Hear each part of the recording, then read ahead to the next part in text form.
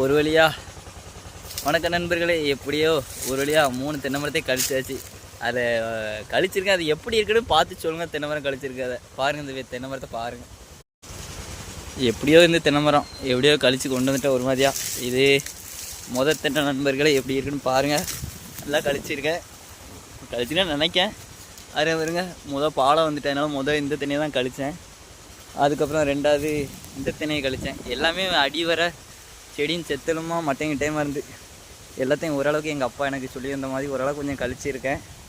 அதே இந்த தென்னையை பாருங்கள். இந்த தென்னையை ஓரளவுக்கு கழிச்சிருக்கேன். ஆனால் மேலே செடி இருக்குது. இப்போதைக்கு மேலே ஏற முடியல, நேரம் இல்லை. நான் செடியில் மட்டும் இருக்குது. தென்னையை எப்படி கழிச்சிருக்கேன் பாருங்கள். ஓரளவுக்கு நல்லா தான் கழிச்சிருப்பேன்னு நினைக்கேன். யாருக்காவது தென்னை மரங்கள் வீட்டில் கழிக்கணும் ஒதுக்கணும் அப்படின்னா சனி இல்லை ஞாயிற்றுக்கிழமாக்கில் ஃபோன் அடிங்க. ஃபோன் நம்பர் கொடுக்குறேன். இன்ஸ்டாவில் மெசேஜும் பண்ணுங்கள். ஓகே, பாய் நண்பர்களே.